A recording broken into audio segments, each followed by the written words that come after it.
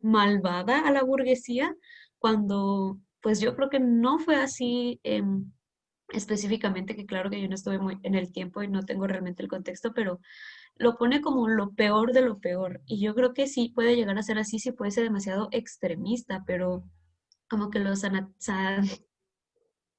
demasiado y se me hizo muy extraño que hiciera eso porque pues se pone muy defensor de que no, el comunismo va a hacer que todos los, ¿cómo se llama?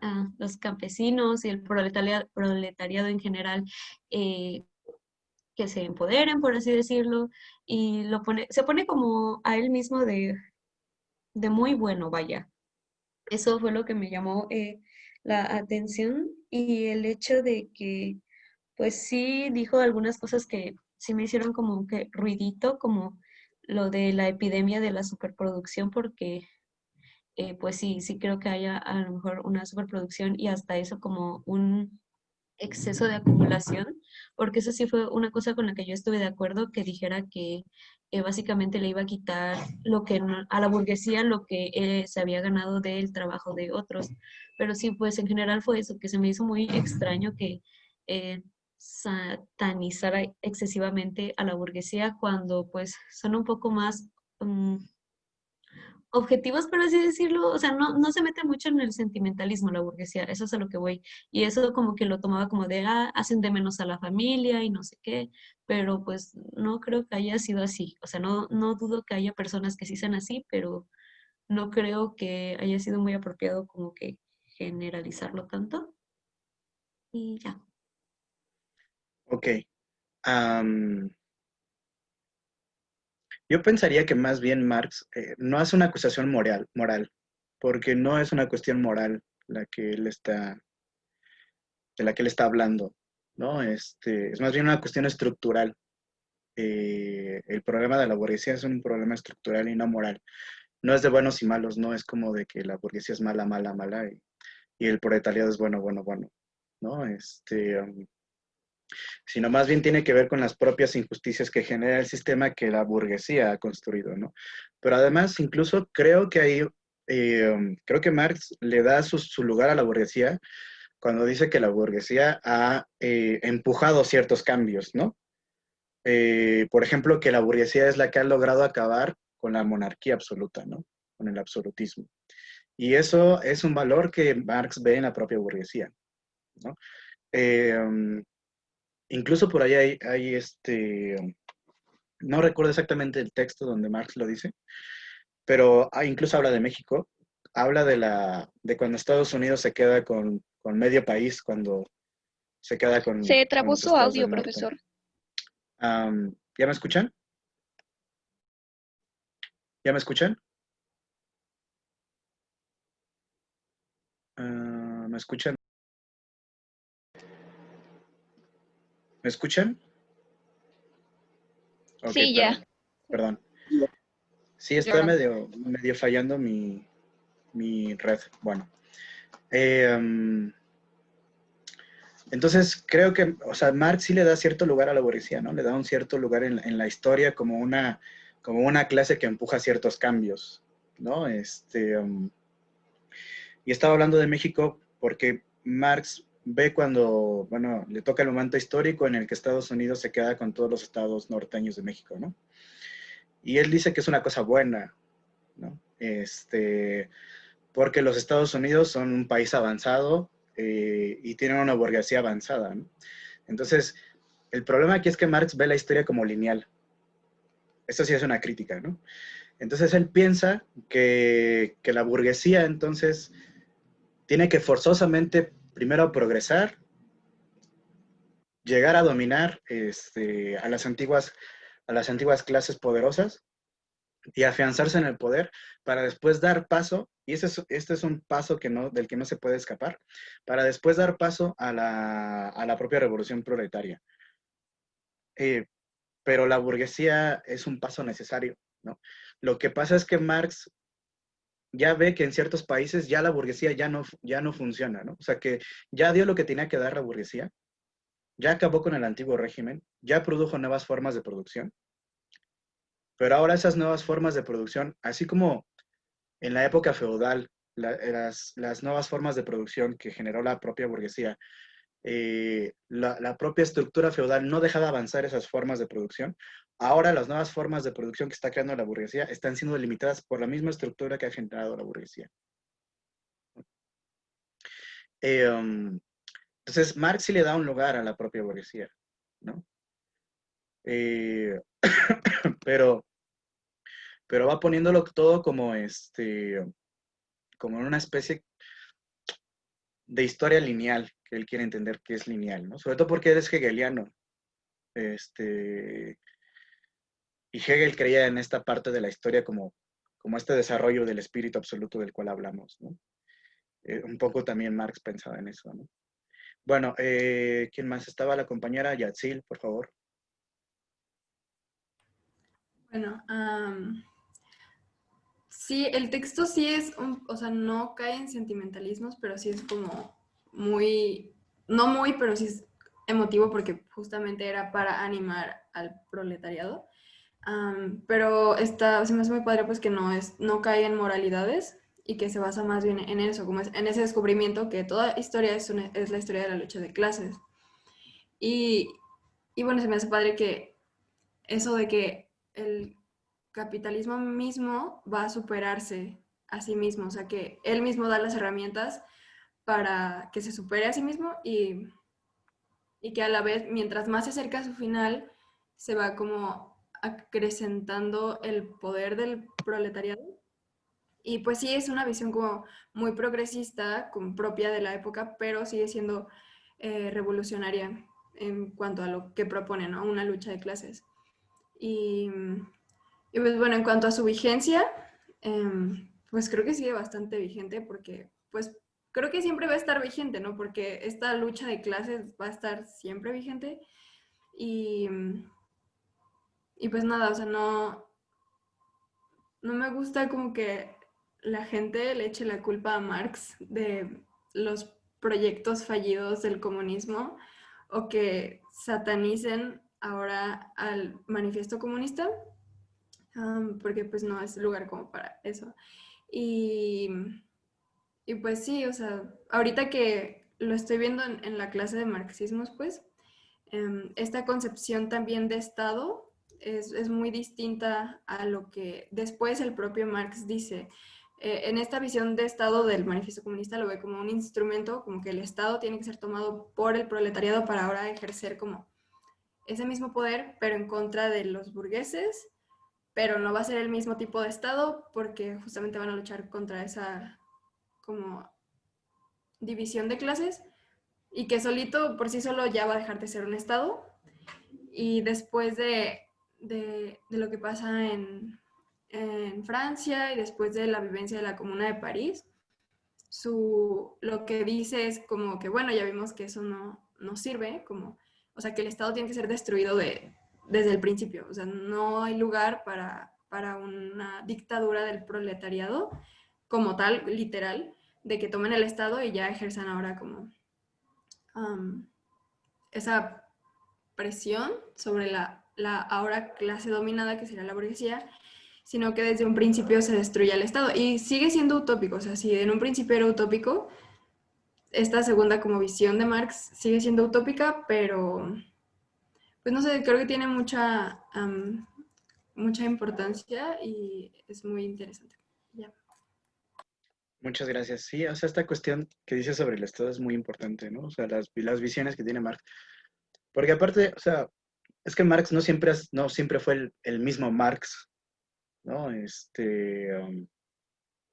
Su pensamiento pues también evoluciona en algún momento, ¿no?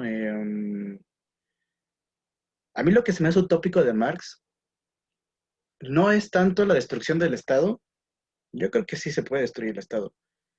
Más bien lo que se me hace utópico de Marx es la destrucción de la política, que ese es como un paso todavía más difícil, ¿no? O sea, porque la destrucción del Estado no es igual a la destrucción de la política, no necesariamente. Eh, porque hay una parte, no sé si se acuerdan del texto, que dice algo así como, y entonces, después de que haya este desarrollo del Estado proletariado, del proletariado, todo lo público se va a subsumir en la sociedad, todo lo político se va a subsumir en la propia sociedad, de tal manera que ya no va a hacer falta de Estado, ¿no? Y esa es la propia desaparición del Estado. ¿Me escuchan?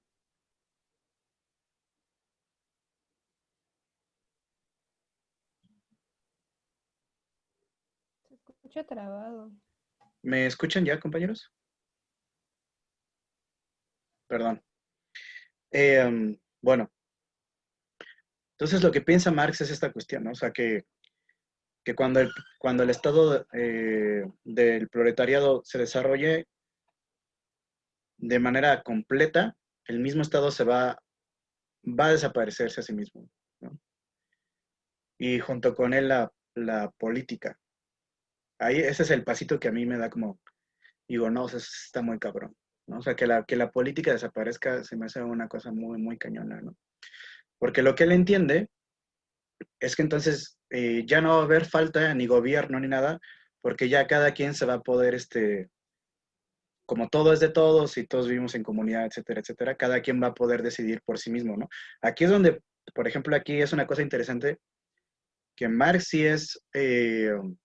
defiende la individualidad, no como muchos otros han pensado, ¿no? Marx sí defiende la individualidad, pero él entiende que la individualidad no puede prosperar sin que prosperen todas las demás individualidades. Entonces, no es, como han dicho muchos críticos del marxismo, que Marx piensa que el individuo se tiene que subsumir en la comunidad, sino más bien que nada más en la propia libertad de todos los individuos se puede entonces construir la individualidad y que cada quien siga el camino que más le gusta, ¿no? Um, Creo que es en el propio manifiesto del Partido Comunista donde dice algo así como, y entonces ya no va a haber pintores, sino gente que se dedica a la pintura, ¿no? O ya no va a haber, ya no va a haber profesiones, sino gente que libremente se dedica a lo que quiere. Es decir, ya no va a haber este tipo de elitismo, de las profesiones, porque ya cada quien va a poder desarrollar su propia individualidad como quiera, ¿no? Eh, um, esa es una de las ideas, pero implica esta cuestión que les decía de la propia destrucción de la política que yo veo difícil, porque es acabar con los propios antagonismos, y acabar con los antagonismos me parece, o sea, nada más que vivamos en el cielo y todos somos angelitos y nos amemos unos a otros, este, sin ningún límite, yo creo que podría existir eso, pero antes no. Pero bueno, la compañera Leslie González, también por favor. Sí, bueno, ahorita que Yatzil mencionó lo de la Comuna de París, me acuerdo que mi profe de la prepa me dijo que un error, bueno, que era como muy marxista, me dijo que un error de eso, de la Comuna de París, y el por qué fracasó y duró tan poquito, fue que no mataron a los burgueses y que no controlaron el dinero del Banco Nacional o algo así, no me acuerdo. Entonces sí era como un poquito extremista. No, no sé realmente si sí dijo eso. Bueno, sí, eso era lo que señalaba Marx, pero bueno. Y,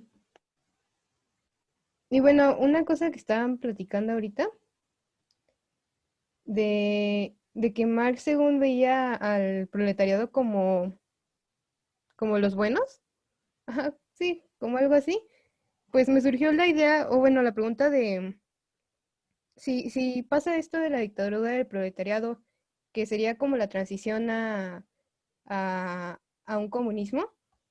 eh, o sea, ¿qué es lo que asegura que no vaya a pasar lo mismo que le pasó a la burguesía?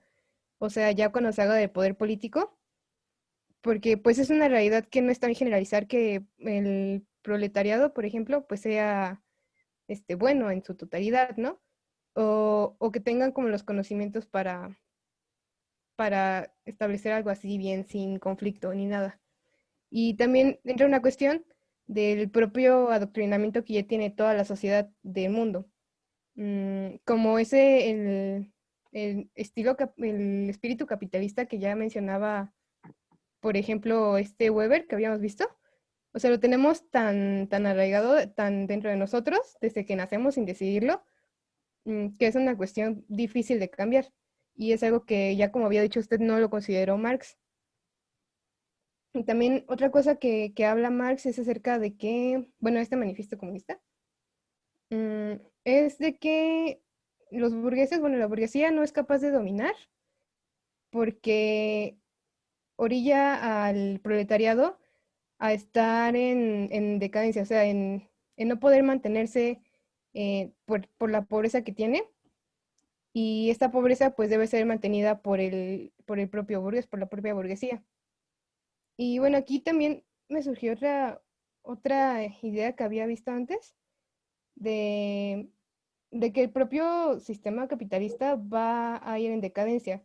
O sea, por lo que ya vimos de la sobrepoblación, por el hecho del consumismo, de que hay un impacto ambiental, de que en algún punto pues todo eso va a terminar por acabarnos, ¿no? Entonces, y los problemas sociales que hay, ¿no? Como las manifestaciones, todo ese tipo de cuestiones. Y bueno, eso era todo. Ok, muchas gracias. Sí, esta parte que dices, ¿qué más segura? ¿No? Mm, pues yo creo que nada. O sea, pues es que somos seres humanos falibles y luego por más que hagamos planes y cosas así, a veces las cosas no salen, ¿no? Eh, pero pienso, o sea, me hiciste mucho pensar en la propia Unión Soviética, ¿no? Que esta cuestión de que al final, o sea, sí, los trabajadores del proletariado soviético acaba pues con el explotador burgués, con el patrón, pero ahora va a tener de patrón al Estado, ¿no? Y ahora es el Estado quien se va a encargar de explotarlos, ¿no? Y con toda esta cuestión famosa de los planes sexenales que por ahí, quinquenales que metió Stalin, ¿no? Que era como, vamos a hacer, a planear cada 5 años cómo va a ser nuestra producción, etcétera, etcétera, etcétera. Y fue lo que los convirtió en potencia, ¿no? Pero al precio de una explotación hacia la clase trabajadora, pues importante, ¿no? Entonces, creo que ahí se ve esto que tú dices, ¿no? O sea, hasta qué punto, eh, quién nos asegura que aquellos que lleguen al poder, eh, pues no van a luego a hacer lo mismo que hicieron las clases elitistas pasadas, ¿no? Las élites pasadas. Aquí viene mucho a cuento esta teoría de un sociólogo italiano, bueno, alemán-italiano, Robert Michels, que creo que ya les había platicado, ¿no? Esta cuestión de la, este, um, de la ley de la oligarquía. Y cuando alguien dice organización, dice oligarquía. Es decir, que todo tipo de organización ya implica un nivel de oligarquía, un nivel de jerarquización. Y que por tanto es imposible entonces construir una organización social en la que no haya diferenciación de clases. A lo mejor no necesariamente tiene que ser la clase burguesa y la clase proletaria, pero a lo mejor si pensamos en la Unión Soviética, a lo mejor es la clase burocrática y la clase proletaria, ¿no? Finalmente, quien manda en la Unión Soviética y quien termina mandando es la burocracia, que se enquista ahí como, como buen, como si fuera el PRI, ¿no? Durante años, años, años ahí, y son los que deciden los caminos de la Unión Soviética, ¿no? Eso pues es una cuestión teórica, filosófica, difícil. Yo no sabría si se puede superar, ¿no? Y la cuestión de la comuna, es que aparte era la comuna de París, ¿no? A lo mejor si hubiera sido la comuna de Francia, otra cosa hubiera sido, ¿no? Pero es que era una ciudad, era solo París. Y con todos los límites económicos, políticos, de recursos que eso implicaba, ¿no? Y pues dura apenas unos meses la Comuna de París, ¿no? Y cae, o sea, brutalmente cae. Entonces yo creo que eso también tiene mucho que ver con eso, ¿no? Pero bueno, perdón, continuemos. ¿Quién más seguía? El compañero Benjamín Campos. Ah, hola. ¿Se me escucha? Te Hola, escuchas muy bajito. Ahí estás ya. deme 2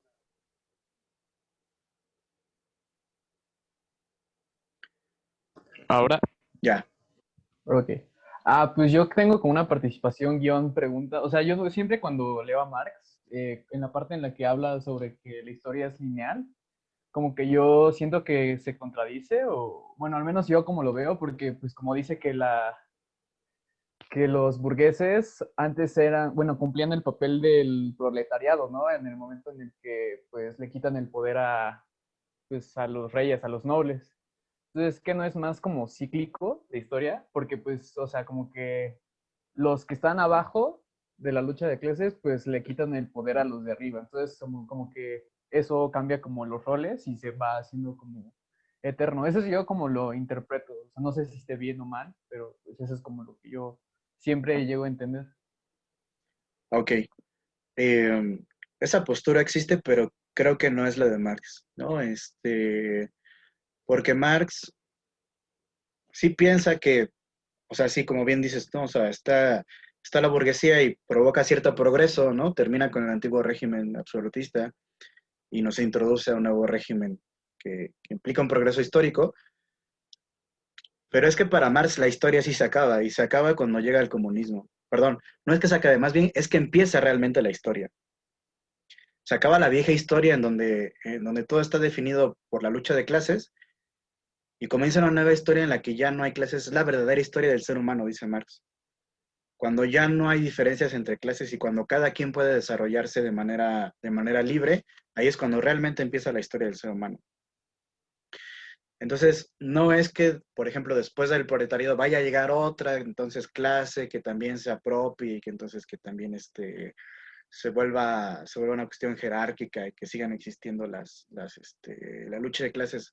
Para Marx no es así. O sea, cuando llega el comunismo, entonces, ¡pam!, se acabó. Se acabó esta cuestión de ir cambiando de élites unas por otras, ¿no? Quienes pensarían como tú estás señalando, pues son los teóricos de las élites, precisamente. Robert Michels, Gaetano Mosca, etcétera, que bueno, supongo que los politólogos verán en algún momento, y bueno, no sé si los sociólogos lo verán, pero pero estos elitistas iban a decir que la historia nada más es una especie como de círculo, exactamente, ¿no? En el que se van sucediendo diferentes élites, ¿no? Pero que eso nunca se acaba, eso continúa y continúa y continúa, ¿no? Quizá eso sea un poco más realista que Marx, menos bonito, pero más realista, ¿no? Quizá. Bueno, la compañera Valeria Herrera, por favor. Bueno, son varias cosas. La primera es sobre la primera participación de la clase, creo que fue Valeria Encarnación, la que hablaba como sobre las generalizaciones y todo esto.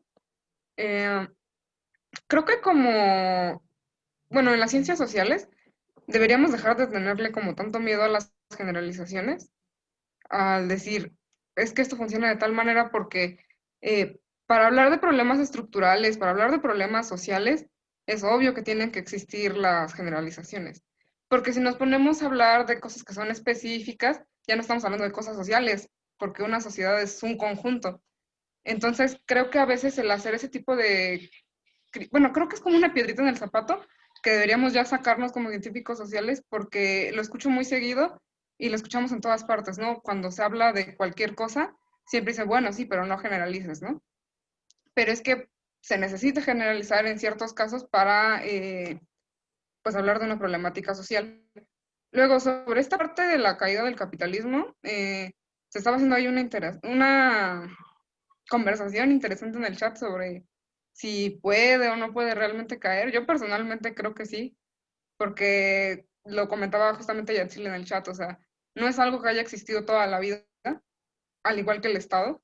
Entonces, yo no veo una razón por la cual tenga que ser el último sistema por el que tengamos que pasar. Entonces, por ese lado, no me encuentro tan de acuerdo con Marx en ese aspecto de decir que va a ser justamente el comunismo el que se va a enfrentar a este sistema y que ahí se va, bueno, que ahí va a empezar realmente la historia, porque creo que es un poco reducida esa visión. Creo que Marx no pensó adecuadamente cómo podía realmente evolucionar el sistema capitalista como ha evolucionado hasta ahora, ¿no? Porque igual se hablaba en el chat sobre esta parte de que no se ha caído el sistema capitalista, sino que se ha ido transformando, y en eso estoy de acuerdo, se ha ido transformando de una forma brutal. Ahora tenemos lo que es el neoliberalismo, ¿no? Pero, pues bueno, eso yo creo que sí va a caer también por otras cuestiones. En lo que sí estoy de acuerdo con Marx es en esta parte de que en sí mismo tiene todos los elementos para caer en algún momento, porque ha tenido una cantidad de crisis que incluso hay gente que ya habla de que las crisis en el capitalismo pues son algo natural, ¿no? O no natural, sino, bueno, sí, natural dentro del capitalismo y que es algo que sucede y que es parte de. Y además de eso, pues un sistema que se encarga de explotar a ciertas personas en algún momento tendrá que caer, desde mi perspectiva, y también por todo lo que es la destrucción del medio ambiente, que igual se estaba hablando en el chat, porque a final de cuentas, si ya no tenemos recursos para poder seguir sosteniendo este sistema, entonces inevitablemente va a tener que cambiar. Eh, entonces, pues yo sí creo que va a caer. Lo que no estoy segura es de qué va a pasar después. Y creo que nadie está seguro. Aunque Marx dijera que estaba seguro, creo que nadie tiene la certeza real. O sea, creo que en el fondo incluso pienso que Marx lo dudaba, pero pues no lo decía, ¿no? O sea, supongo que en algún momento de su vida ha de haber dicho, bueno, a lo mejor y algo sale mal, ¿no? Y luego también sobre esta parte de las organizaciones que comentábamos, se me hace muy interesante porque yo nunca lo había pensado de esa manera hasta que usted lo comentó, ¿no? Como esta parte de que donde existe una organización existe una oligarquía, inevitablemente. No lo había teorizado de esa manera, pero pues puede ser una opción muy acertada, porque al final me ha tocado ver mucho ese tipo de situaciones. Por ejemplo, todas las personas que conozco que se denominan anarquistas y estas cuestiones siempre tienen el mismo problema, el problema de la organización.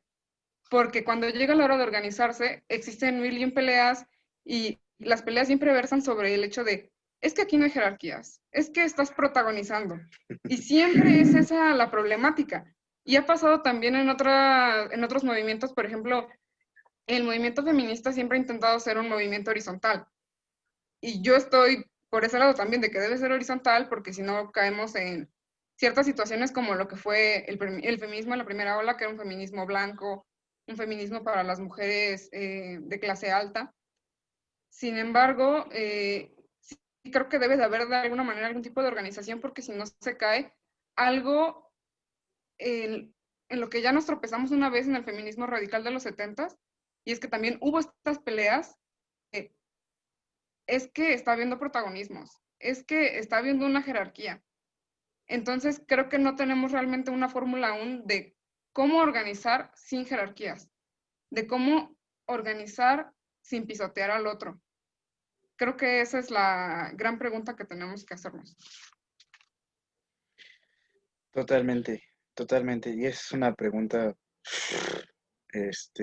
alguien échesela para tesis, de doctorado o algo así. Em, Porque es una pregunta muy, muy difícil, ¿no? Ah, Sí, o sea, todos estos ejemplos que pusiste de los anarquistas creo que son muy pertinentes en cuanto a esto del problema de la organización, ¿no? Pero, um, por ejemplo, pensé en este tipo de organización que tienen los psicoanalistas, bueno, o algunos grupos psicoanalistas. Eh, para los psicoanalistas lacanianos, el otro no existe. ¿Qué quiere decir que el otro no existe? Que, que todos somos seres en falta. Y que como todos somos seres en falta, no hay nadie que te pueda decir la verdad. Y no hay nadie que te pueda decir esto es lo correcto, ¿no? Este camino es el que hay que seguir, ¿no?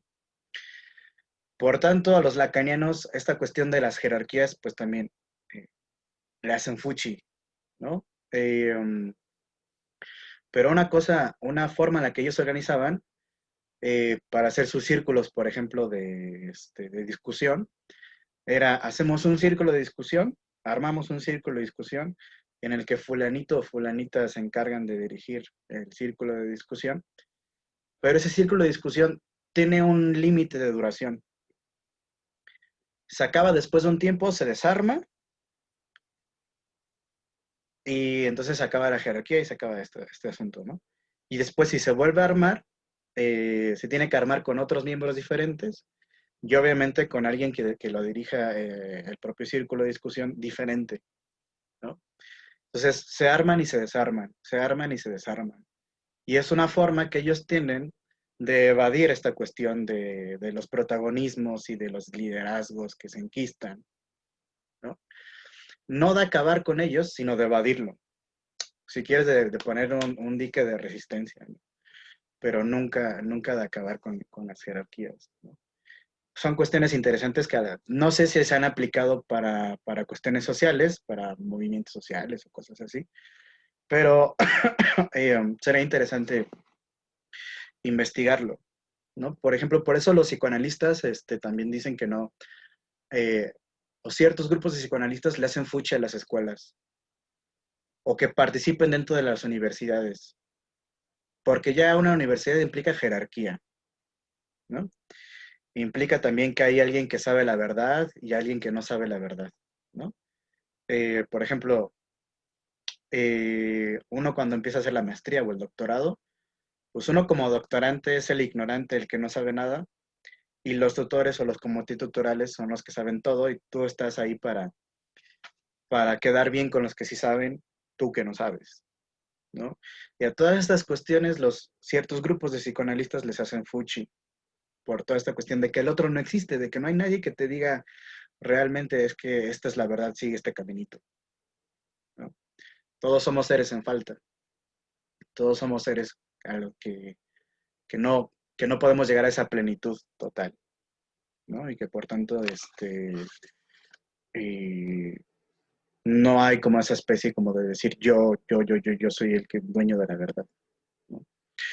Pero bueno, si quieren luego les paso un video muy bueno de un psicoanalista argentino que habla sobre esto de la inexistencia del otro y de cómo muchos grupos psicoanalistas pues no le entran precisamente por esto a construir escuelas o hacer escuelas eh, por este asunto, ¿no? Incluso alguien le preguntaba a este tipo, ¿por qué él hace cursos por internet? Y entonces le decían, oye, pero tú me das diploma o tú me vas a dar un reconocimiento de que sí aprendí contigo con tu curso y de que ya soy psicoanalista o un rollo así.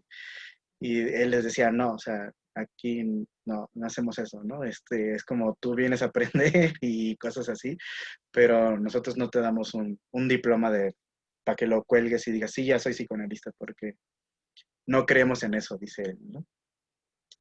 Pero bueno, o sea, son los restos, y la universidad es un buen ejemplo, son los restos que quedan de este tipo de jerarquías, ¿no? Que vienen de la Edad Media, del maestro, del doctor, fulanito, que es el que sabe, ¿no? Etcétera, etcétera. Y por eso me estoy arrepintiendo de haber entrado al doctorado, pero bueno, ya estoy ahí, ni modo. Eh, ok, la compañera Itari, por favor, Itari Yaneli. Sí, hola. Bueno, y quizá ya no voy tanto en esa idea, es que ya había como pensado en mi participación y si no la pienso como que sale mal, entonces había escrito algo sobre que en el manifiesto comunista se habla como de la explotación del ser humano sobre el ser humano y compara, bueno, como que siento que dice que son los esclavos son los esclavos, los trabajadores, el proletariado de esa época y habla de la plusvalía, que es como pues que al trabajador se le paga menos de lo que realmente produce y esa diferencia es la que mm, se queda como el empresario, el que tiene el poder y es la ganancia, ajá, es como la ganancia, ¿no?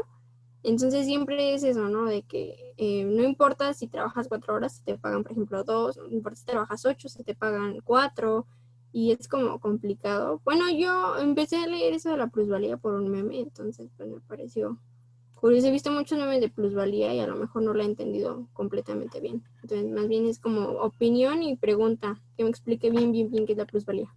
Uf, pues acá ya nos metemos con el capital, ¿no? Nos salimos del manifiesto del Partido Comunista y tenemos que meternos con el capital. Eh, Muy en resumidas cuentas, lo que es la plusvalía es esta cuestión que, como bien señalas tú, es una cosa que se le roba al trabajador. Es un trabajo no pagado del trabajador, ¿no? Cuando leía Ríos hace muchos años, Ríos ponía un ejemplo bastante simple sobre qué es la plusvalía, ¿no? Eh, y decía algo así como, imaginemos que hay un trabajador y, y hace zapatos, ¿no? En una fábrica de zapatos, hace zapatos. Y entonces, el patrón le paga por hora, ¿no? Y le dice, bueno, en 6 horas de tu trabajo te voy a pagar tanto. Pero en esas 6 horas en las que él trabaja, supongamos que él hace 5 pares de zapatos, ¿no? Que con esos 5 pares de zapatos, con 2 pares de zapatos, el trabajador ya saca lo de su salario, por poner un ejemplo, ¿no?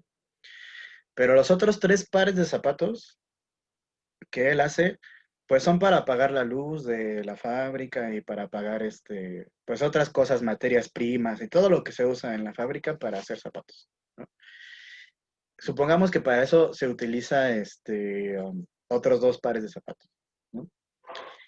Pero al final queda un par de zapatos que no se le paga, que va como ganancia al patrón, ¿no?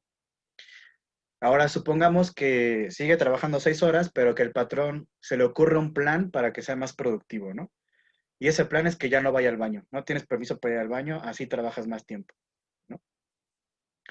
Y entonces trabaja más tiempo y ahora en vez de producir 5 pares de zapatos, produce 6 o 7 pares de zapatos. Pero el patrón le va a pagar exactamente lo mismo. Aunque produzca más, le va a pagar exactamente lo mismo. Y es ahí donde viene esta cuestión del robo. Ahí es donde viene la cuestión de la plusvalía y de cómo se roba esta parte, porque no es pagada, ¿no?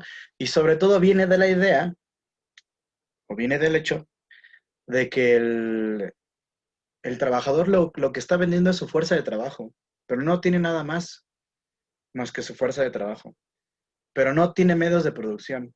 Quien tiene los medios de producción es el patrón, que tiene toda la maquinaria para poder hacer zapatos, ¿no? Eh, entonces, el obrero por sí mismo no puede hacer nada porque necesita medios de producción y por eso tiene que vender su fuerza de trabajo. Pero también el capitalista no puede realizar el trabajo porque las máquinas no trabajan solas, necesitan de trabajadores. Eh, Necesita del trabajador para crear plusvalía, porque la máquina no genera plusvalía. Lo que genera plusvalía es el trabajador a la hora de vender su fuerza de trabajo, ¿no? Pero no es solo la cuestión monetaria la que se le roba al trabajador. Marx va todavía más profundo y lo que dice es que el trabajador está alienado. Y lo dice incluso en el manifiesto del Partido Comunista, que el trabajador se vuelve solo un apéndice de la máquina. Es una pieza más de la máquina, pero no genera nada. O sea, volvamos al ejemplo de los zapatos. Antes de que existieran fábricas que hacían zapatos, había artesanos que eran los que se encargaban de hacer zapatos, ¿no? Y entonces tú ibas con el artesano y le encargabas un par de zapatos. No era la fábrica, sino era él de forma individual hacía los zapatos, ¿no? Pero además, él decidía cuántas horas trabajaba y en qué momento paraba y en qué momento podía seguir, ¿no? O sea, por ejemplo, tú ibas y le encargabas un par de zapatos, ¿no? Y entonces él empezaba a trabajar, a lo mejor a las 9 de la mañana. Bueno, y antes de eso te decía, bueno, te lo tengo en tantos días, a lo mejor en una semana, ¿no? Y entonces él se ponía a trabajar desde las 9, empezaba a trabajar súper relax, y a lo mejor se paraba a tomarse un cafecito, ¿no? Desayunar, descansaba con la familia un rato, y después retomaba el trabajo, ¿no? Y a la semana pues ya te tenía preparado todos tu par de zapatos que le habías pedido, ¿no? Pero él decidía todo, incluso decidía, por ejemplo, si le ponía una palomita o no le ponía una palomita a los zapatos o a los tenis, ¿no? Suponiendo. Este, o si le ponía por aquí un detalle de un color, o si le ponía cualquier cosa. Tenía capacidad de imaginar, de poder intervenir en su propio trabajo, de poder decidir sobre su propio trabajo. Pero en el capitalismo, al ser todo producido en línea y en masa, el trabajador no tiene la capacidad de decidir sobre su propio trabajo, porque ya viene sobre un diseño que está creado a priori. Entonces, si por ejemplo tú trabajas para Nike, tú no puedes decidir sobre cómo haces tu propio zapato, porque ya la empresa sobre diseño ha decidido sobre cómo deben salir los zapatos, ¿no? Entonces, eso también es parte de la alienación del propio trabajador, porque el trabajador ya ni siquiera es dueño de su propio trabajo, sino que alguien más le dice cómo tiene que hacerlo, alguien más le dice cómo tiene que desarrollarlo y las horas en que tiene que hacerlo, ¿no? Trabajas aquí de 9 a 3, te doy una hora de comida y de 4 a 8 me sigues trabajando aquí. Hay un libro de Zygmunt Bauman que ahora no recuerdo el nombre, déjenme buscarlo en el Google, muy bueno, donde habla sobre este paso de los primeros trabajadores, primero los artesanos, luego los primeros trabajadores, al proletariado contemporáneo, ¿no? Déjenme buscar Zygmunt Bauman. Trabajo se llama. Se llama Trabajo, Consumismo y Nuevos Pobres. Y ahí te da una imagen muy general sobre esto que les estoy yo contando, ¿no? Entonces decía, por ejemplo, ahí que los primeros trabajadores eran como los artesanos, ¿no? Decidían a qué hora trabajaban, cuántas horas trabajaban, ¿no? Y entonces iban a la fábrica y se podían tomar un rato de relax, porque lo que le interesaba al primer patrón era que se generaran tanto producto, ¿no? Entonces el trabajador sabía que trabajando a tantas horas se generaba ese producto, ¿no? Entonces podía echar la huevita 1 o 2 horas y ya. Pero hubo un momento en el que eso dejó de convenirle al propio patrón, porque el patrón lo que quería era generar mucho más producción, más y más producción para vender más y más y más, para acumular más y más riquezas, que ese es el fin último del capitalismo, ¿no? La acumulación de riquezas. Y tuvo que cambiar esta dinámica, ¿no? Tuvo que entonces poner ciertas reglas, poner ciertos horarios. Y además otra cosa que hacían los trabajadores era que ellos iban, trabajaban una semana y en una semana sacaban la lana con la que podían vivir todo un mes. Entonces ya no regresaban a la fábrica, ya se iban a sus pueblos a donde vivían y ya no regresaban a la fábrica. Y esto no le convenía al patrón. ¿qué fue lo que hizo? Incluso lo vimos con Max Weber, ¿no? ¿Qué es lo que hacía el patrón? Pues reducir el salario para que el trabajador no pudiera irse de la fábrica, sino que estuviera amarrado a tener que ir todos los días a trabajar para poder subsistir.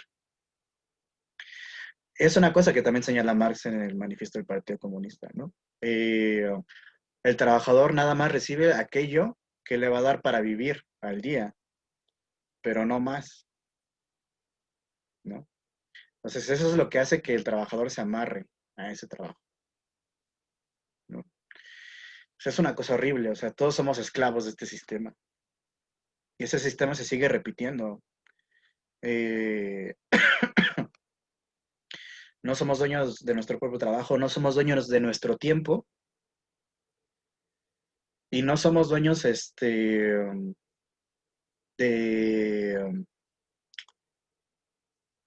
nuestro propio espacio incluso para vivir, ¿no? O sea, va a haber otros marxistas ya más adelante que van a hablar incluso de la propia urbanización, ¿no? Como una forma de en la que el propio sistema capitalista se reproduce a sí mismo, ¿no? Y entonces también en los espacios interviene el propio capitalismo, ¿no? Ustedes vean, por ejemplo, nuestra ciudad, nuestra amada Ciudad de México. O más peor todavía, ¿no? Más peor, es una cosa mal dicha. O peor todavía, el Estado de México, que es donde vivo yo y donde vivimos muchos. No está hecho para el peatón.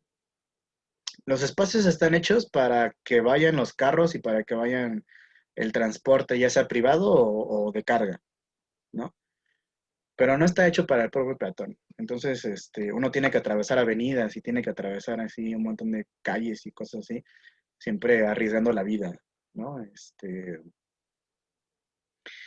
Entonces está hecho, la urbanización está hecha para la propia producción de riquezas y la acumulación de riquezas y no para que uno pueda salir a pasear libremente, ¿no? Y salir a pasear y ver la calle y distraerse, ¿no?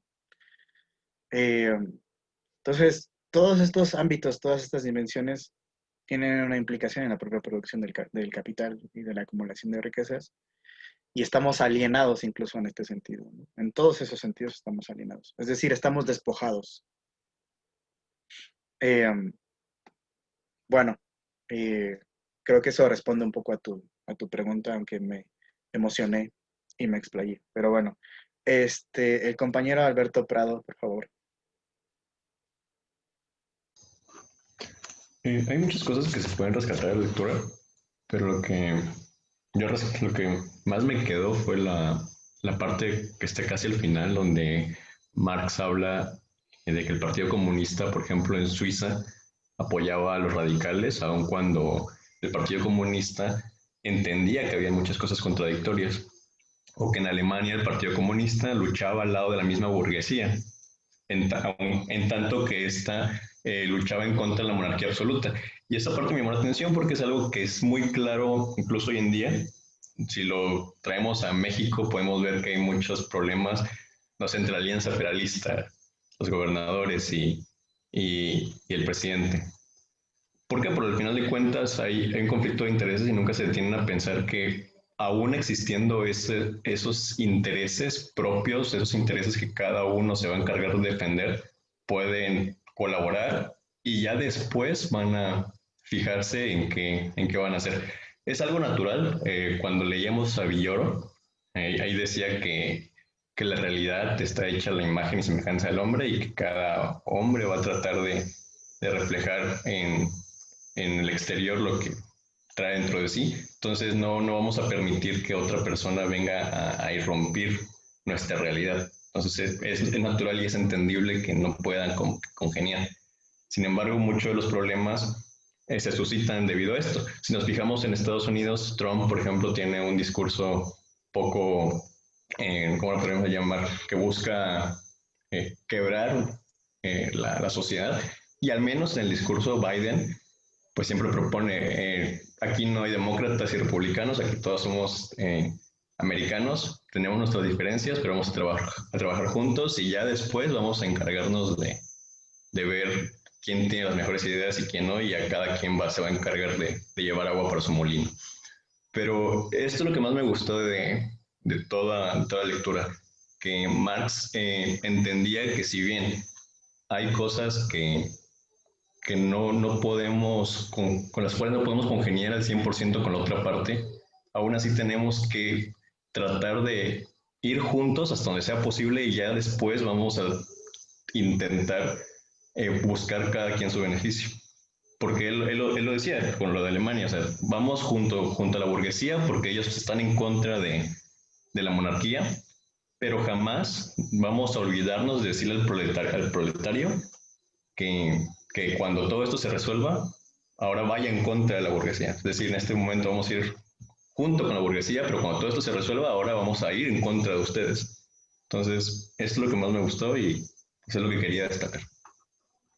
Muchas gracias. Eso tiene un aspecto político muy importante, ¿no?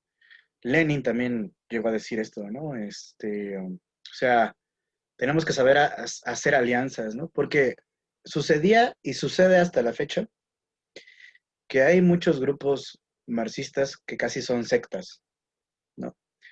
Y que son como, yo mantengo puros mis principios, porque casi son iglesias, ¿no? Y que si me junto con un burgués es pecado, o una cosa así.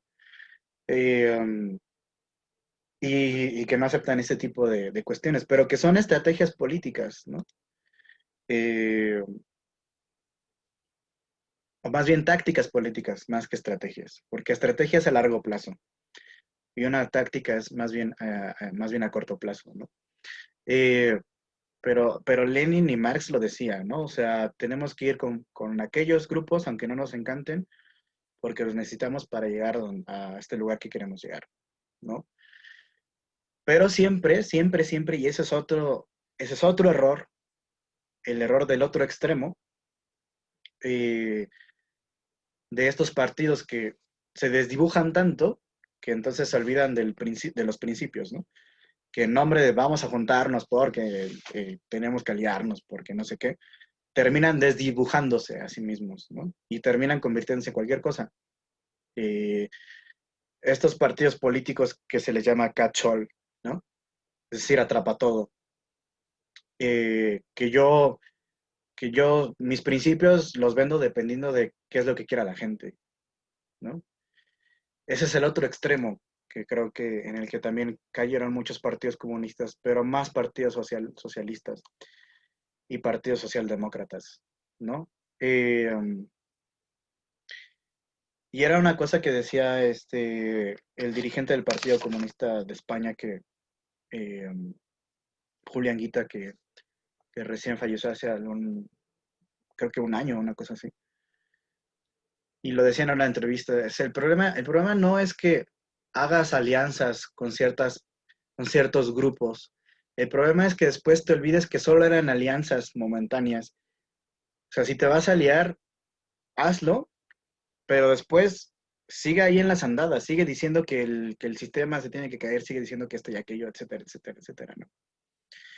Eh, y eso es como el problema de muchos partidos socialdemócratas, ¿no? Que al final se terminaron vendiendo por completo en nombre de las alianzas, ¿no? Y en política el encontrar el equilibrio pues es una cosa muy difícil, ¿no? Muy difícil. Pero bueno, ese sería el ideal, al menos en términos del marxismo, ¿no? Saber hacer alianzas, pero sin dejar de portarse mal, sin dejar de hacer travesuras, ¿no? No terminar por convertirse en lo que, como el meme, no te terminaste por convertir en aquello que juraste destruir, y el Anakin y no sé qué rollo. Entonces, bueno, esa es una visión interesante. La compañera Michelle Rodríguez.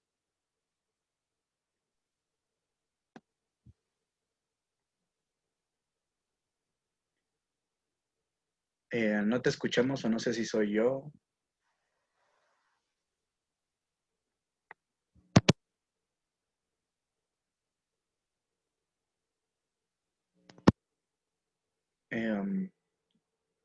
creo que... ¿Ya me escucha? Ya. ¿Ya? Bueno, que ya tocaron varios puntos que quería mencionar, pero tengo 3 así como que siento que no los han tocado así tal cual. El primero, como ya lo dijeron posteriormente, que la burguesía aplasta, exprime y esclaviza al proletariado mediante los medios de producción y trabajo. Y yo cuando estaba leyendo el manifiesto comunista vi como 2 ideas que siguen vigentes, como el activismo político, porque Marx describe la lucha de clases en la sociedad capitalista y cómo el proletariado acabará pues arrebatándoseles el poder a las élites dominantes del mundo. Y como su nombre lo dice, el activismo político es una forma de querer cambiar las cosas, porque cuando algo no nos gusta o creemos que desde el gobierno o las instituciones no tienen en cuenta nuestras propuestas y nuestros derechos, nosotros como tomamos el asunto en nuestras manos y trabajamos en ello. Un ejemplo que vi, pero no sé si esté bien puesto, sería la despenalización del aborto en Argentina, porque muchas personas hicieron eso y como usted ya lo mencionó, fue para pues poder ser dueños de nuestras vidas y nuestro propio pensamiento. Bueno, en sí yo tomé ese ejemplo porque muchas personas, como las mujeres más que nada, hicieron todo ese cambio y tomaron la decisión, como Marx dijo, es como una lucha de clases, porque el gobierno no pensaba en las mujeres y en los problemas que había en el aborto clandestino y así. Y pues ellas lo transformaron, ¿no? O sea, fue muy... Y el segundo que vi fue el problema más grande que veo también en antropología de la globalización y la equidad, porque él plantea que la expansión global del capitalismo se convirtió en la principal fuente de inestabilidad del sistema internacional y lo ha demostrado en muchas veces, como en las crisis financieras ahorita de los siglos XX y XXI. Y ya, creo. Pero no sé si esté bien planteado. No, está bien. O sea, incluso hay como una crítica ahí que, digamos, un tanto velada con lo que estás diciendo, al propio liberalismo, ¿no? O sea, es que es tan chistoso a veces que los liberales no parecen liberales, ¿no? Con esta cuestión del aborto y todo esto. O sea, si los liberales son tan defensores de los derechos individuales y de que cada quien pueda decidir sobre su propia vida, ¿por qué cuando entran al debate del aborto no lo quieren? Si propiamente sería tendrían que defenderlo si son liberales. Tendrían que defender el derecho individual de cada mujer a abortar, ¿no? Tendría que ser una cuestión, que tendría que venir de entrada en cualquier plan de cualquier partido liberal. Pero, pues no, o sea, es una contradicción muy cañona que tienen los liberales, ¿no? O sea, muy defensa del individuo, pero no tienes derecho a abortar porque no sé qué, ¿no? Entonces, bueno, por eso en ese sentido me parece muy interesante tu crítica, ¿no? Y es lo que precisamente Marx en algún punto defiende, ¿no? O sea, como ya lo decía al principio, o sea, Marx sí piensa en esta cuestión de que el individuo tiene que poder desarrollarse plenamente, ¿no? Pero para poder desarrollarse plenamente todos tienen que ser igual de libres, no nada más uno, sino todos, ¿no? Ese es el problema del liberalismo. Y que hace una crítica incluso Marx, ¿no? Cuando habla de los burgueses en el manifiesto, cuando dice, es que ustedes piensan que su libertad es la libertad de todos. Y no, o sea, su libertad solo es su libertad. O sea, piensan que el hecho de tener libertad para comerciar, para tener dinero, para tener propiedad privada, es la libertad de todos. Y no, esa es solamente su libertad. es cuando empieza a hablar, ¿no? De esta cuestión de que ay, a los comunistas nos acusan de querer acabar con la propiedad, ¿no? Y luego dicen, no, no hace falta que nosotros queramos acabar con la propiedad privada, porque eso ya lo ha hecho el propio capitalismo. A través de los monopolios, cada vez menos personas acumulan mucho más propiedad y mucho más personas no tienen propiedad, ¿no? Sí, esa es una parte genial, compañera Valeria, donde empieza a ser como muy sarcástico, ¿no? El camarada Marx. Y dice varias cosas así, ¿no? O sea, nos acusan de querer acabar con la propiedad, pero no hace falta que nosotros acabemos con la propiedad, porque la propiedad está siendo abolida todos los días, ¿no? A partir de esta acumulación de la riqueza. Por ahí también dice, ¿no? Que nos acusan de querer acabar con la familia y no sé qué, pero el capitalismo ya está acabando con la familia, dice, ¿no? O sea, o más bien, solo unos pocos tienen derecho a la familia y otros no. Solo unos cuantos tienen, por ejemplo, la capacidad de trabajar con su familia, de poder llegar o no tener que estar todo en el trabajo y de poder pasar tiempo con la familia, pues esos son los que tienen dinero. Los que no tienen que trabajar todo el día. Muchos de ustedes, supongo, o muchos de sus familiares, viven ese tipo de cosas, ¿no? O sea, papás o mamás que trabajan todo el día y que nada más llegan en la noche y que ya llegan súper cansados, pues ya no para hacer nada, ya no quieren hacer nada, o sea, platicar 10 minutos y se acabó, me voy a dormir porque mañana me tengo que levantar otra vez a las 7 de la mañana o más temprano. ¿Qué tipo de familia se puede disfrutar ahí? ¿No?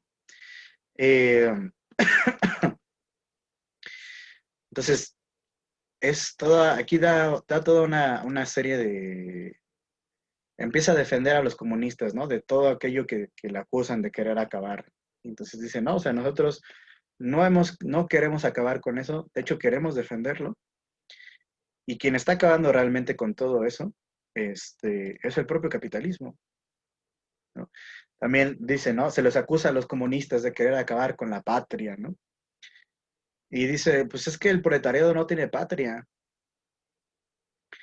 El proletariado es explotado igual aquí que en China, igual aquí que en no sé dónde. El proletariado no tiene patria. Porque ni siquiera los burgueses tienen patria. Por ahí había una frase que no hace mucho alguien decía, ¿no? Que la única patria de los ricos es su dinero, ¿no? Y ustedes pueden verlo, o sea, por ejemplo, con todas estas reformas neoliberales que se hicieron durante los últimos 30 años, si tú tienes mucha, mucha, mucha lana y ya no quieres tener tu dinero en México porque empiezan a cobrarte impuestos, mueves tu lana con un solo clic en tu computadora y la mueves a algún paraíso fiscal donde no te cobren impuestos. Pues, ¿qué patria hay ahí? ¿No? Ninguna patria. Entonces, es lo mismo que dice Marx, ¿no? O sea, tampoco los proletarios tienen patria.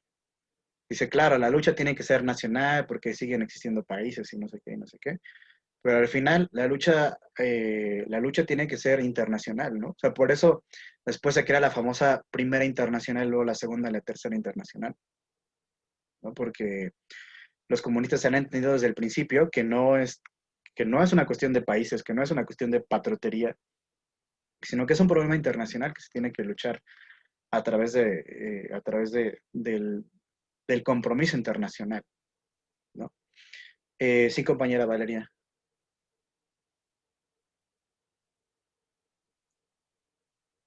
¿No levantaste la mano, compañera Valeria Herrera?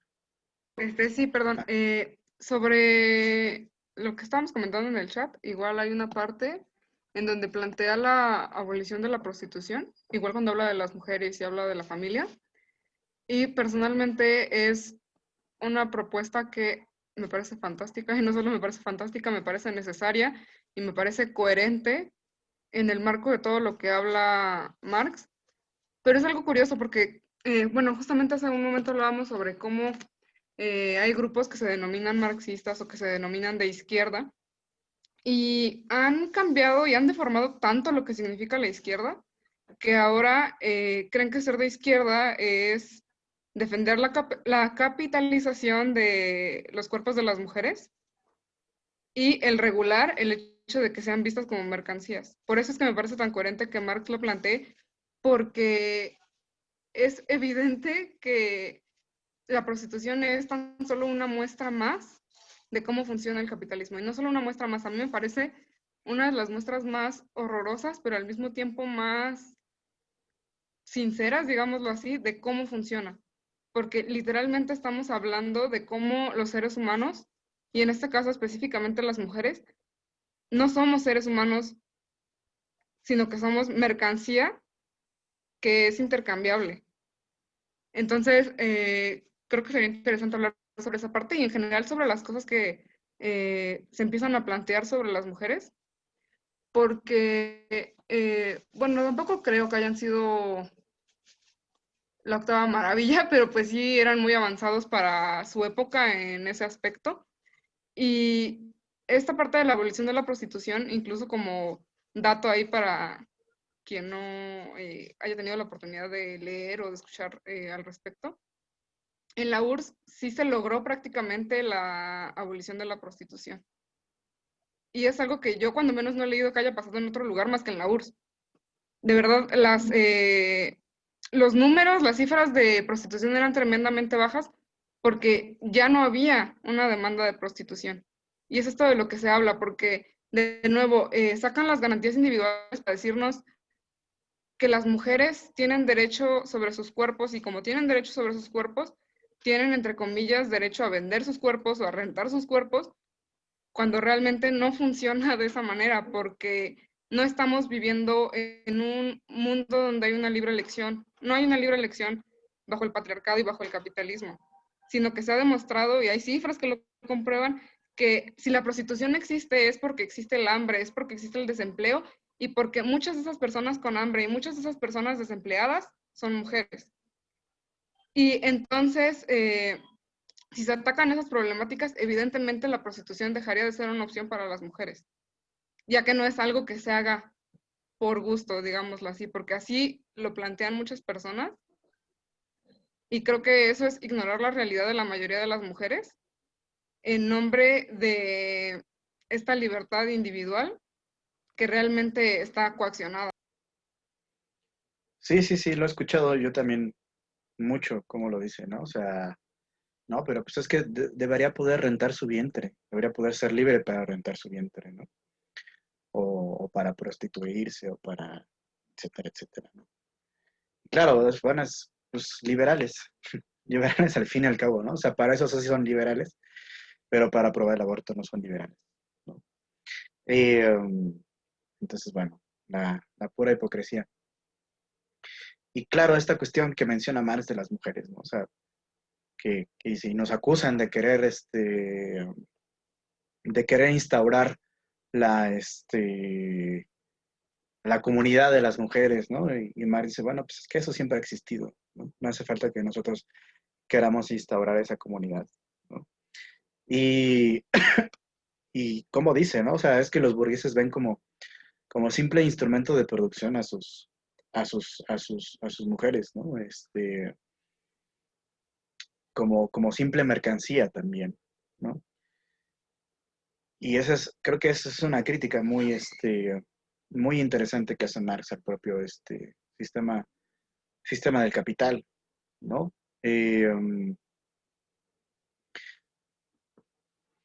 No sé, los liberales, ay, bueno, la compañera Andrea, por favor. Yo solo quería agregar lo que dijo mi compañera Valeria, que, bueno, me pensé mucho en un ensayo de Rita Segato, en donde habla de esto, ¿no? O sea, de cómo el colonizador el colonizado se vuelve colonizador dentro de su casa y el oprimido se vuelve opresor dentro de la casa, ¿no? Entonces, sí, o sea, así como el obrero es una mercancía, un instrumento, la mujer no solo es una mercancía del capitalismo y de todo, sino del obrero, o sea, es propiedad privada del obrero. Entonces, pues sí, ¿no? Añadir esto de cómo los obreros se vuelven opresores también dentro de casa por esta misma explotación estructural que sufren fuera, ¿no? Claro, claro, claro, claro, ¿no? Es el sueño del oprimido convertirse en el opresor, ¿no? En muchos casos. Eh, um, y, y claro, o sea, toda esta cuestión que tú dices del obrero en casa que también explota a la mujer, pues es muy real, ¿no? Y que yo creo que lo hemos visto todos en algún punto en cada una de nuestras familias, ¿no? Parece que nadie se escapa de este asunto.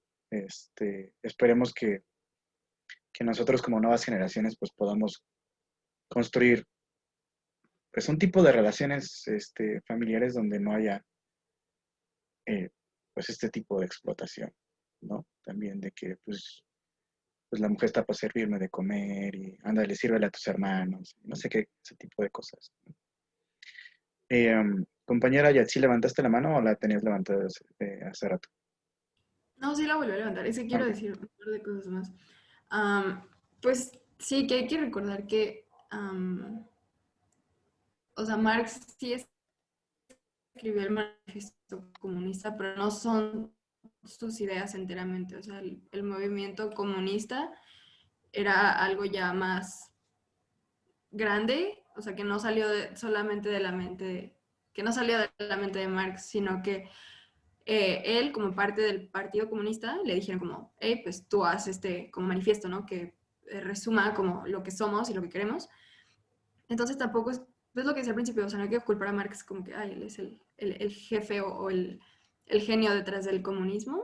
Y, y bueno, otra cosa como dato histórico, es que en ese entonces, o sea, un partido no es lo mismo que los partidos de ahorita, porque en Alemania no era democrática como lo somos ahorita, entonces los partidos no eran como pues un partido político, entonces el Partido Comunista era como algo muy diferente. Clandestinos. Ajá, exacto, es como eres parte de y compartes esta idea, pero no es como que tengas poder político real de hacer un cambio.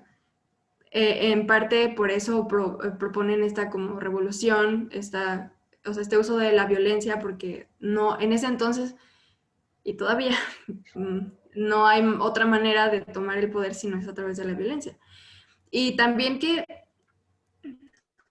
o sea, el manifiesto comunista y Marx en sí no tienen una doctrina de cómo tiene que ser el comunismo, ni lineamientos de cómo llegar al comunismo. O sea, las doctrinas marxistas, o más bien las corrientes marxistas que devienen de Marx y no solo del manifiesto comunista, sino de todas las obras de Marx y que retoman al comunismo como ideal, pues, o sea, no, o sea, toman a Marx como inspiración, pero no es literalmente la palabra de Marx. Y eso también, pues, hay que recordarlo. Y otra cosa, sí, o sea, a pesar de que Marx propone como esta idea de que la historia es una lucha de clases, pues nunca desarrolla más del tema, por lo tanto no es como un teórico de la explotación ni nada, o sea, sus obras se relacionan más con crítica a la economía política y al capitalismo, no tanto a la explotación ni a la lucha de clases específicamente. Y sobre lo que mencionaban de que la historia era como cíclica, es que Marx tampoco hace énfasis en que la historia es lineal ni que es un progreso, o sea, como que se deja entrever ese tinte, pero no. Más bien lo que él aplica es como esta dialéctica de que la historia siempre se supera a sí misma y por lo tanto siempre sigue, pero no dice que las cosas siempre se repiten ni nada. O sea, creo que cuando más se nota como ese tinte es cuando dice como que siempre va a haber una clase dominante y una dominada, y que esta dominación y explotación siempre se reviste de nuevas formas y de nuevos personajes, pero lo que sigue ahí o sea, lo que es de hecho y lo que es constante en la historia es la explotación. Y ahora, la parte utópica es esto de que, con el comunismo ya no va a haber explotación porque ya no va a haber lucha de clases. Y sí, esa parte de esto no estoy tan enterada, pues, pero me llama mucho la atención el papel de las mujeres que menciona Marx, o sea, que las menciona, cosa que en ese entonces era muy extraña, y que o sea, no habla como tanto de su condición especial de mujer bajo el capitalismo, solo refiere a esto de la prostitución. Y, y pues nada, o sea, la toma como un igual, como una víctima más del capitalismo, que es igual de explotada que los hombres y que es igual de explotada que los niños y las niñas.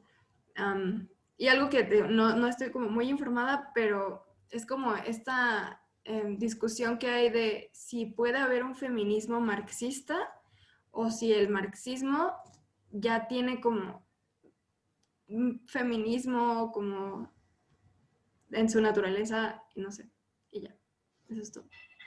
Ok, muchas gracias.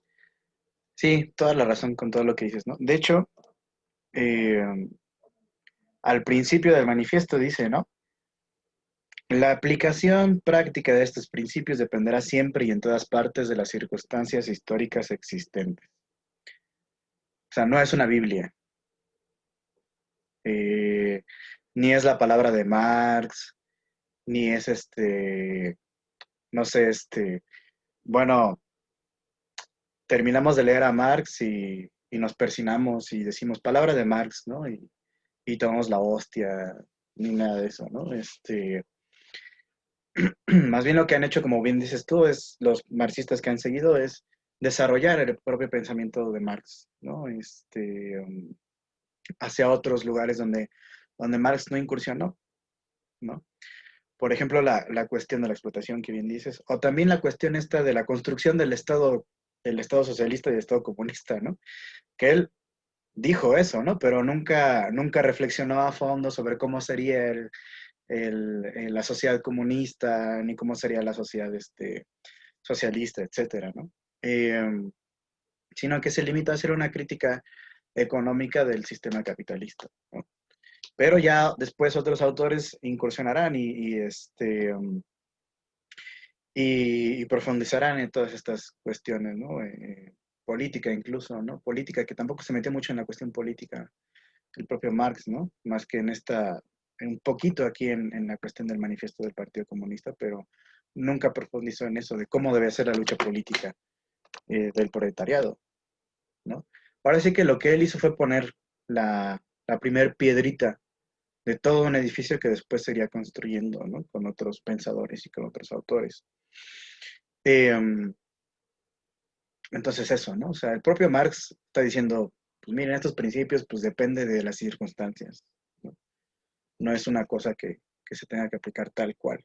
Entonces, yo creo que esos son los lugares comunes que hay que irnos extirpando de Marx y del marxismo, ¿no?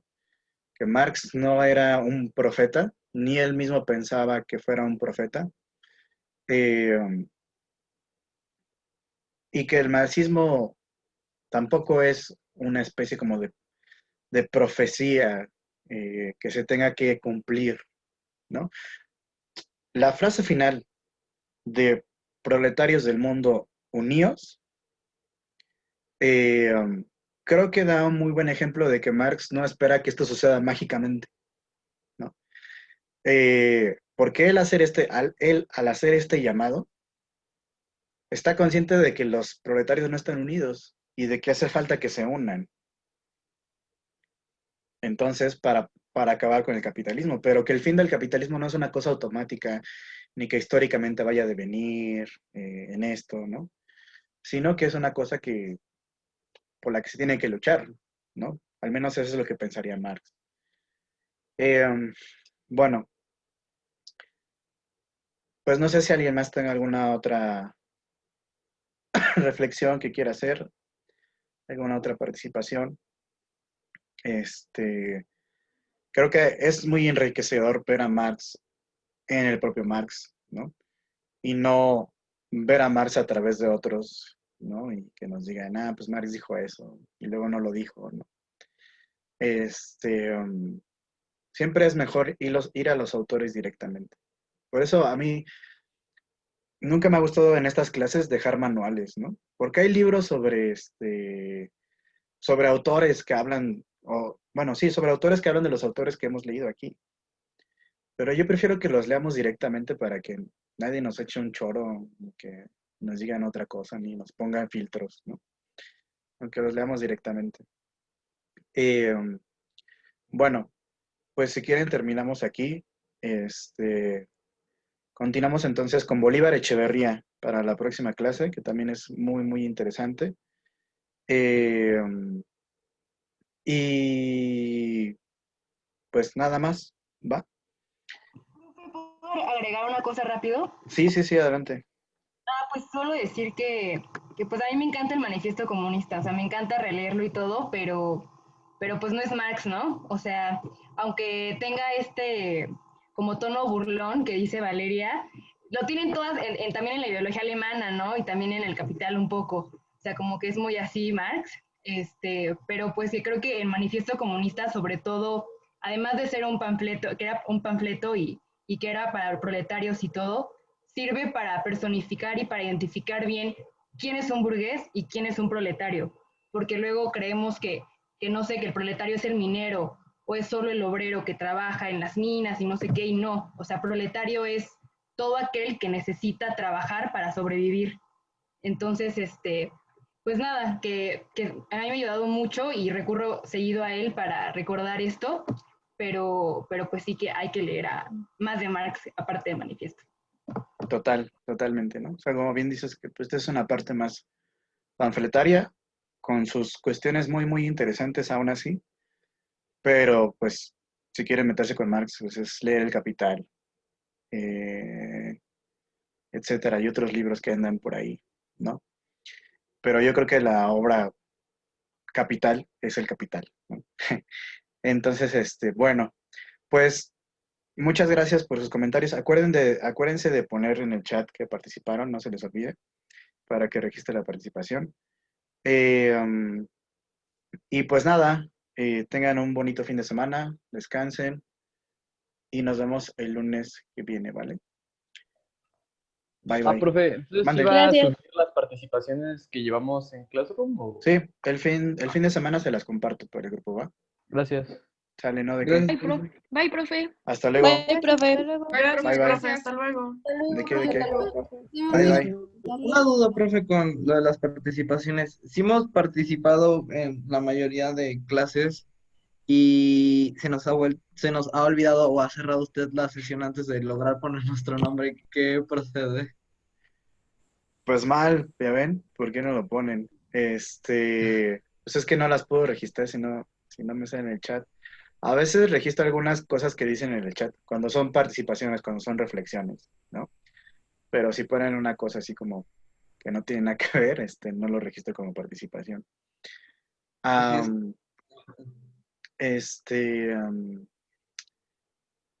Pues no sé, bueno, déjame revisar, pero yo creo que tú sí tienes muchas participaciones, no tendrías por qué preocuparte. Y déjame subirlas al grupo y ya vemos qué onda, ¿no? Vemos qué rollo, ¿vale? Ok, muchas gracias, profesor. ¿Sale de qué? Bye, bye. Y contaría una pequeña... perdón. Dime, No, bueno, perdón. quien quiera. No, Itari, lo mío es nada más un cuento. Ajá. Es que se me olvidó comentarle que mi compañero Scott me pidió que le avisara que no iba a poder entrar por un problema familiar. Entonces, Ok. De hecho sí vi que estuvo entrando y saliendo y lo Ujú. aceptaba y todo, pero sí, dile que no hay problema. Ok. Decirle, profe, que con este tema del comunismo, mi abuelita me contó que un familiar que estudió en la UNAM también, lo mataron en Cancún porque se volvió muy comunista. Ok, esa fue una advertencia de tu abuelita para ti, para que no te hagas muy comunista. Y algo así me dijo. Como, ahí lo ves. Sí, esas son lecciones de abuelitas para que no te desvíes al mal camino. Pero bueno. Ajá, para que no luchemos contra el capitalismo. Ajá, exactamente. Profe, yo sí tengo una pregunta ahí medio... Ajá. estaba exactamente me asusté por las participaciones porque, no sé, siento que puedo reprobar, no sé lo que sea. Pero vi que entre los trabajos que cuando aparecen recibidos, el trabajo, por ejemplo, como el de Ricky Morty, aparece que todavía no lo ha visto. ¿Es porque no ha visto algunos trabajos o...? ¿Cómo no lo he visto? ¿En el correo? Sí, en Gmail me parece como de que, o sea, que ya le llegó, pero que usted no lo ha abierto o que no lo ha checado. No, sí, ya abrí todos los de Rick y Morty. Si quieres, ahorita checo, si lo tengo ahí en la lista y te aviso. Sí, Pero porque es que sí ya, tengo uno o dos, y exactamente son las tareas en las que me parece que no, o sea, no aparece el signo de recibido. Entonces, pues sí me preocupa un poco. mira, si quieres de una vez, checo para que no te preocupes. Sí, es una reflexión, dos reflexiones y lo de Ricky Morty. Ah, no, tres reflexiones, ok. A Y el ver, meme, listas. A ver, el ensayo de Rick y Morty. Eres Reza López, ¿no? claro, sí. Ángel Olaf. Sí, aquí te tengo. Aquí te tengo. Ah, ok, ok, ok. Ujú, sí, no te preocupes. Sí, pero bueno, me preocupa un poco por eso. No, don't worry, no No, sé por qué salga así. No sé por qué salga así en tu correo. Pero sí, no ya contesta los... trabajos, ¿verdad? No he contestado los trabajos, los correos de los trabajos. La verdad es que no los he contestado, pero sí los tengo. Por ejemplo, aquí en el de GOT, también te tengo Reza López Ángel Olaf. O sea, en el Ok, de ok. Juego de Tronos, Sí, claro. ¿vale? ¿Usted es comunista, prof? Una pregunta así rápida antes de irme. No sé qué soy. Así te digo. Ok, Ya sabe, profe, ya sabe. pero no Eh, es capitalista. Sí, pero pues, no soy pro capital, obviamente. Pero no sé qué soy. O sea, es que, mira, las teorías y todo pensamiento me parece que siempre queda incompleto en algún punto y en algún lado, ¿no? claro. Entonces, y también yo mismo no estoy seguro, entonces, porque me parece que esa incompletud, no sé si se diga así, pues no me permitiría a mí decir, sí, estoy totalmente seguro de esto, porque no estoy totalmente seguro de nada. Entonces, como mi misma duda existencial me hace dudar de todo, entonces, no podría decirte que soy esto, que soy aquello. Sí estoy comprometido con, con las luchas y con el pensamiento por la justicia social, pero es tan amplio, tan diversas las ideas que hay respecto a la lucha social y la justicia social, que y tantos los matices que no estaría seguro, no te podría decir, sí, yo soy marxista, leninista, fidelista y guevarista, no sé qué más. Claro, claro, sí. Entonces, no sé qué soy, la verdad es que no sé qué soy, Humano. pero soy ser humano, ajá, eso sí estoy seguro, creo. Entonces, pues sí, eso. Ujú. Pero bueno, prof.